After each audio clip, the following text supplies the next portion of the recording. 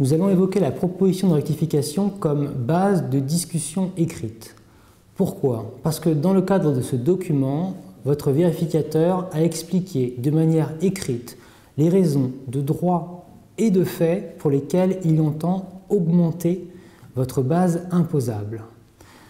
C'est essentiel qu'il ait indiqué précisément ces raisons parce que vous devez les comprendre, vous devez être en mesure de pouvoir présenter des observations éclairées.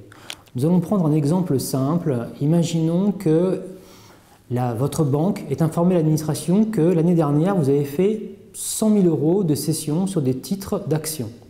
Eh bien, si vous n'avez fait aucune déclaration de revenus au niveau des plus-values mobilières, l'administration fiscale va vous adresser une proposition de rectification en indiquant, premièrement, que votre banque lui indiquait que vous aviez vendu pour 100 000 € de titres, deuxièmement, que vous n'aviez fait aucune déclaration au titre des plus-values, troisièmement, quelles sont les règles de droit qui s'appliquent et donc le fait que les plus-values sont taxables, et quatrièmement, que dans le doute, elle vous taxe sur une plus-value de 100 000 €.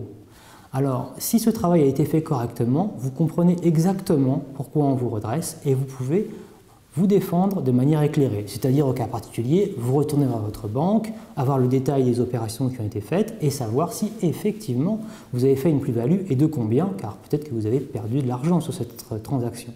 Dans ce cas-là, vous pourrez répondre, et si par exemple vous avez fait une plus-value de 5 000 €, eh bien contestez le redressement en disant « Attention, j'ai bien fait une plus-value, mais de 5 000 € et pas de 100 000 €. Voilà, vous l'avez compris, la proposition de rectification, c'est la base du débat, elle pose toutes les questions. Il est particulièrement essentiel de la décortiquer avec attention et d'y répondre.